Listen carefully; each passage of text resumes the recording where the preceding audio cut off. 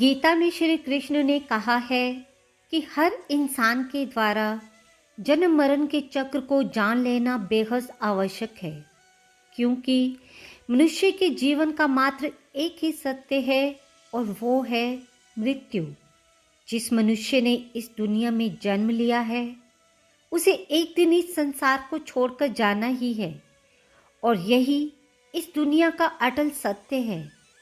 गीता का दूसरा अध्याय, जिसका नाम सांख्य योग अर्थात ज्ञान का मार्ग है, इसमें कुल 72 श्लोक हैं। तो चलिए आरंभ करते हैं गीता का दूसरा अध्याय, सांख्य योग। संजय ने कहा, हे धृतराष्ट्र।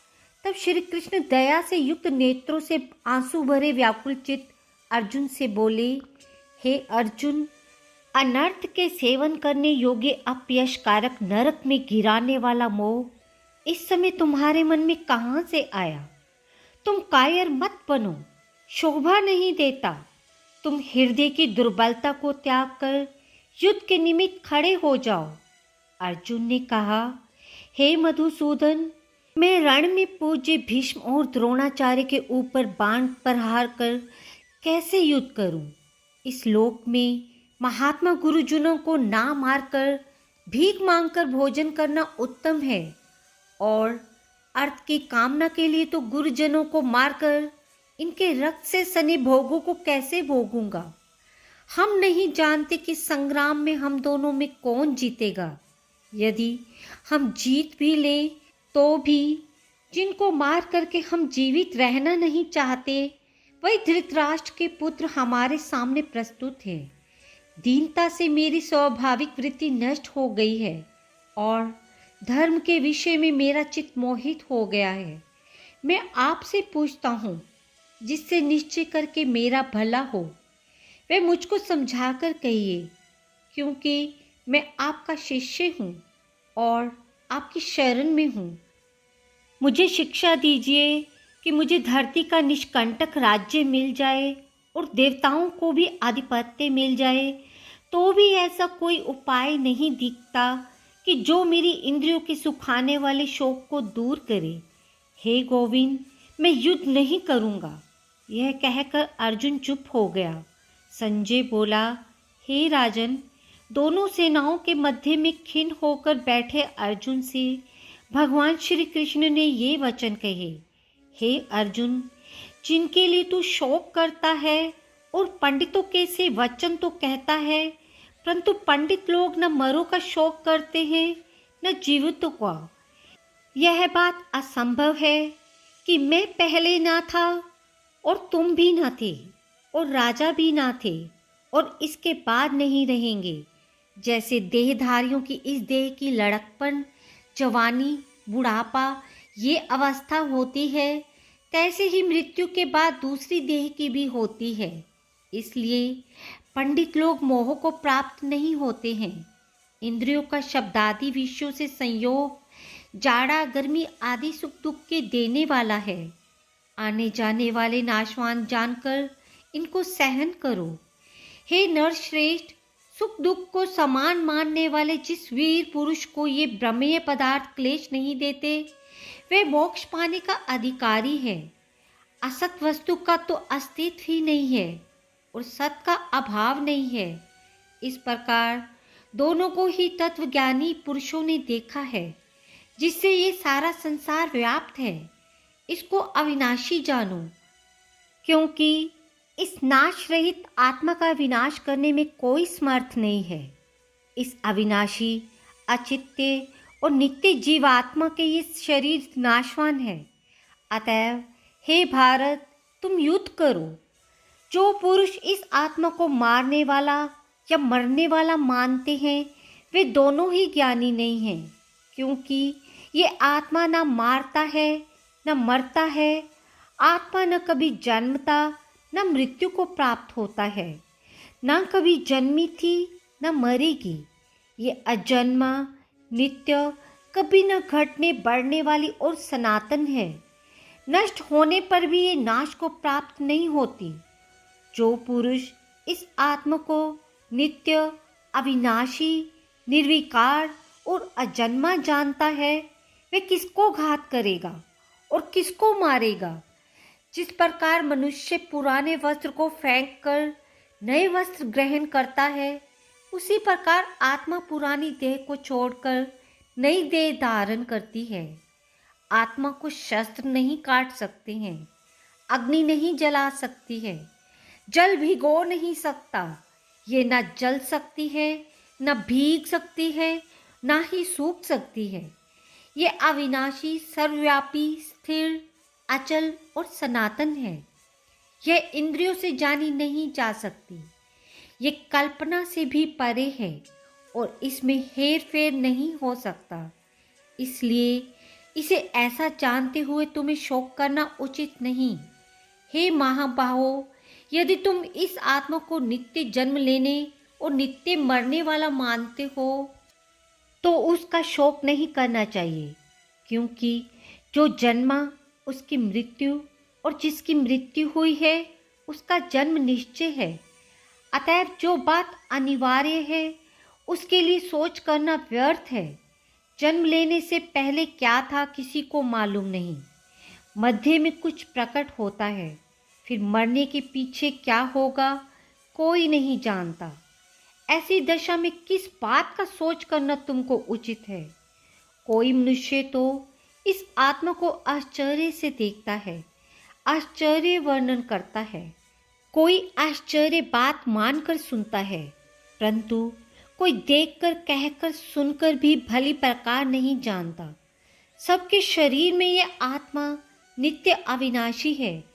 इस कारण जब प्राणियों के विषय तुमको सोच करना उचित नहीं, अपने धर्म को भी सोचकर तुमको घबराना उचित नहीं है, क्योंकि क्षत्रिय धर्म को पूर्वक युद्ध से और कुछ भला करने वाला नहीं है।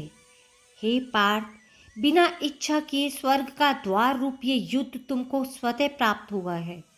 ऐसा सुअवसर भाग्यवान क्षत्रियों को ही मिलता है। यदि तुम अपने धर्म के अनुसार इस संग्राम को ना करोगे तो अपना धर्म और बड़ाई खो बैठोगे और पाप को प्राप्त होगे। सब लोग सदा तुम्हारी अकीर्ति करेंगे। प्रतिष्ठा वाले पुरुषों के लिए अपयश का होना मृत्यु से भी बढ़कर है।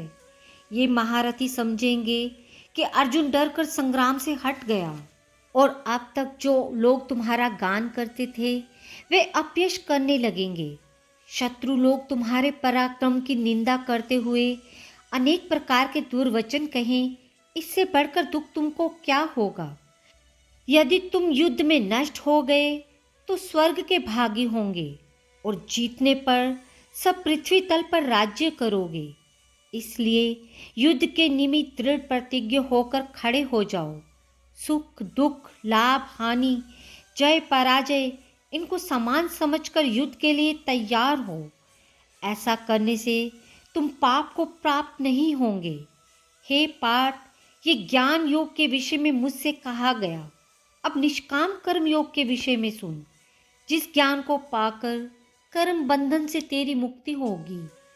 कर्म योग मार्ग एक बार प्रारंभ किए बिना कर्म का नाश नहीं होता और विधन पड़ने पर भी शुभ होता है, और इस कर्म का केवल प्रारंभ ही संसार के भय से छुड़ाकर पूर्ण ब्रह्मा प्राप्त करता है।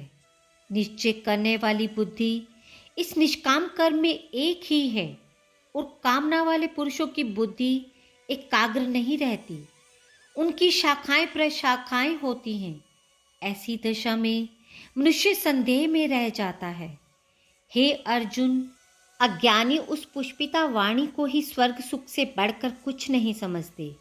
स्वर्ग सुख को ही जो उत्तम पुरुषार्थ समझते हैं, उनकी कामनाओं से चित्त व्याकुल होने के कारण निश्चयात्मक बुद्धि मोक्ष साधन की नहीं उत्पन्न होती, कारण कि उनका चित्त भोगादि में सदैव निमग्न रहता है। जिन मनुष्यों का चित्त इस प्रकार मोह में लिप्त है और जिसकी आसक्ति भोग विलास ऐश्वर्य में है, ऐसे पुरुषों के अंतःकरण में निश्चयात्मक बुद्धि नहीं होती है। हे अर्जुन, वे त्रिगुणात्मक हैं। तुम निष्काम हो जाओ। सुख दुख को सकाम जानकर नित्य योग क्षेत्र आदि स्वार्थों में न पड़कर धीरजवान और आत्मनिष्ठ हो। जैसे छोटे छोटे अनेक जलाशयों में मनुष्य का कार्य सिद्ध नहीं होता है, बड़े जलाशय से वे ही सब आयोजन अनायास ही सिद्ध हो जाते हैं, उसी तरह संपूर्ण वेदों में कहा हुआ लाभ कर्मों का फल ब्रह्मा में भक्ति रखने वाले मनुष्य को सहज ही में प्राप्त होता है। तुमको केवल कर्म करना चाहिए, फल तुम्हारे अधिकार में नहीं है। तुम ना तो फल की अभिलाषा से काम करो, ना ही निकम्मे रहो। फल की आशा त्याग कर कार्य की सफलता को समान मानकर तुम योगस्थ होकर कर्म करो। यही कर्म ज्ञान योग है। इस बुद्धि योग सहित कर्म से अन्य कर्म अत्यंत हीन है। इसलिए तुम बुद्धि योग का आश्रय ग्रहण करो। फल की इच्छा रखने वाले निकृष्ट होते हैं। निष्काम कर्म करने वाले पुरुष ईश्वर की कृपा से इसी संसार में सुकृत तथा दुष्कृत इन दोनों का ही त्याग कर देता है। इसलिए तुम निष्काम कर्म में प्रवृत्त होवो, जो सब कर्मों से कल्याणकारक है। कर्म फल को त्याग कर ही बुद्धि युक्ति ज्ञानी पुरुष जन्म मरण से हटकर मोक्ष को प्राप्त होते हैं। जब तुम्हारी बुद्धि मोहवन के बाहर निकल जाएगी, तब तुम्हारा मन आगे सुनने वाली तथा हुई बातों से विरक्त हो जाएगा। अनेक श्रुति स्मृतियों के वचनों को सुनने से तुम्हारी बुद्धि भ्रमित हो गई है। जिस समय वह निश्चल होकर आत्मा में स्थित होगी, तभी तुमको तत्व ज्ञान प्राप्त होगा।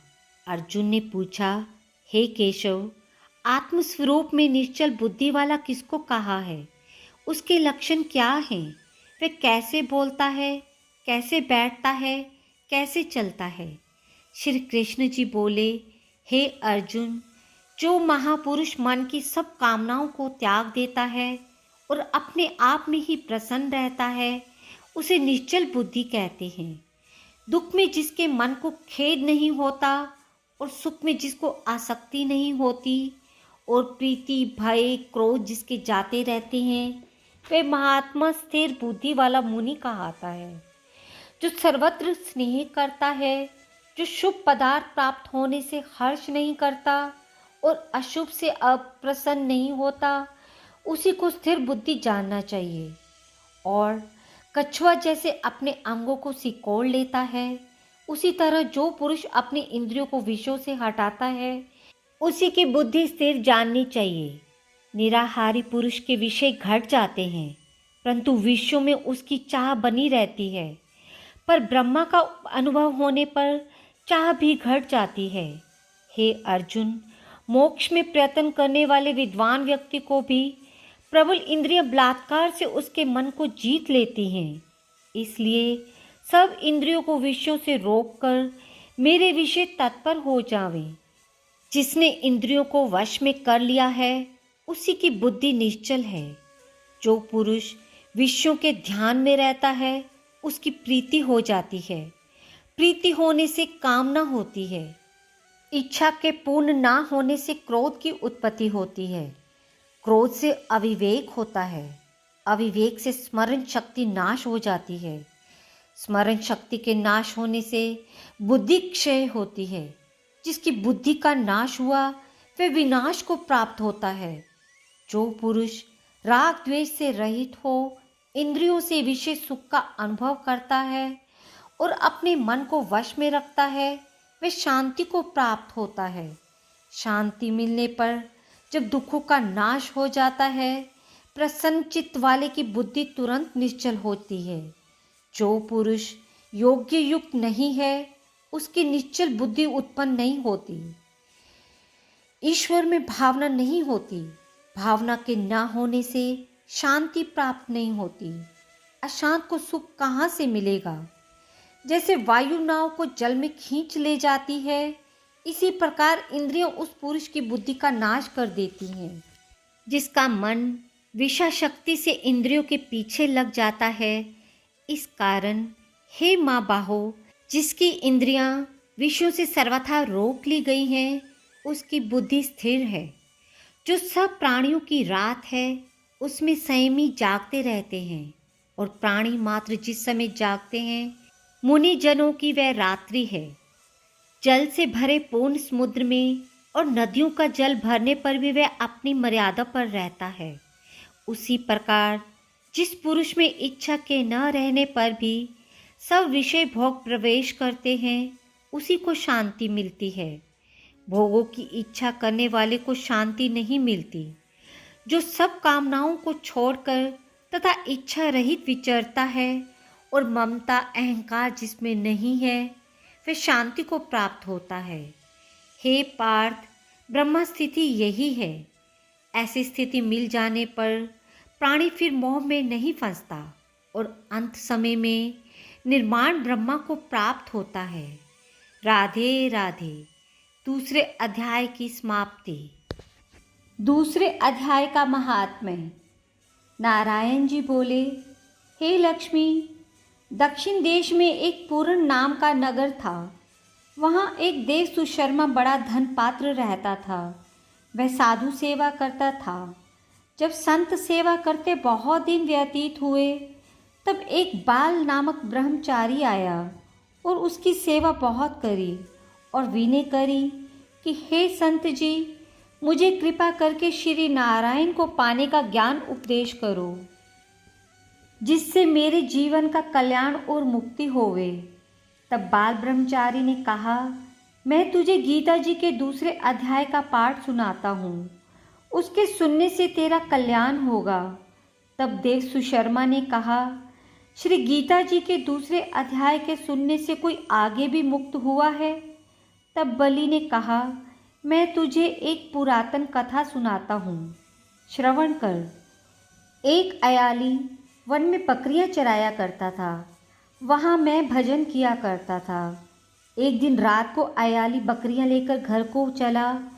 मार्ग में एक सिंह बैठा था। एक बकरी सबसे आगे चली जाती देखकर सिंह भाग गया। तब अयाली ये आश्चर्य देखकर बड़ा चकित हुआ और मैं भी वहाँ आ खड़ा हुआ। उस चरवाहे ने मुझे देखकर कहा, मैंने ये आश्चर्य देखा कि बकरी को देखकर शेर डर के मारे भाग गया। तुम तो त्रिकालज्ञ हो, ये वृतांत मुझे कह सुनाओ। संत ने कहा, हे अयाली, मैं तुझे एक पिछले जन्म की वार्ता सुनाता हूँ। ये बकरी पिछले जन्म में डायन थी। जब इसका भर्ता मर गया, तब ये बड़ी डायन भई। जिस सुंदर लड़के को देखे उसको खा लेवे। और शेर पिछले जन्म में फंदक था। वह पक्षी पकड़ने बाहर गया और डायन भी वन को गई। वहाँ डायन ने उस फंदक को खा लिया। अब वही फंदक शेर हुआ। वह डायन ये बकरी भई। शेर को पिछले जन्म की खबर है, इसलिए बकरी को देखकर शेर ने जाना कि अब भी मुझे खाने आई है। तब अयाली ने कहा, मैं पिछले जन्म में कौन था? तब संत ने कहा, तू पहले जन्म में चांडाल था। अयाली ने कहा, हे ब्रह्मचारी जी, कोई उपाय भी है जिससे हम तीनों इस अधम देह से छूटे? तब संत जी ने कहा, हम तुम्हारे तीनों का उद्धार करते हैं। एक वार्ता मेरे से सुनो। प्रथम तो एक पर्वत की कंदरा में एक शिला थी। उस पर श्री गीता जी का दूसरा अध्याय लिखा हुआ था। मैंने उन अक्षरों को उस शिला पर देखा था। अब मैं तुम्हारे को मन, वचन और कर्म करके सुनाता हूँ, तुम श्रवण करो। संत जी ने गीता जी के अक्षर सुनाए। तब उसी समय तत्काल ही आकाश से विमान आए। उन सबों को विमान पर चढ़कर बैकुंठ लोक को ले गए। आदम देह छूटकर देव देह ही पाई और देव सुशर्मा भी गीता ज्ञान को सुनकर मुक्त हुआ। देव देही पार कर बैकुंठ को गया। तब श्री नारायण जी ने कहा, हे लक्ष्मी, जो मनुष्य श्री गीता जी के ज्ञान को पढ़े सुने, वह अवश्य मुक्ति को प्राप्त होता है। राधे राधे।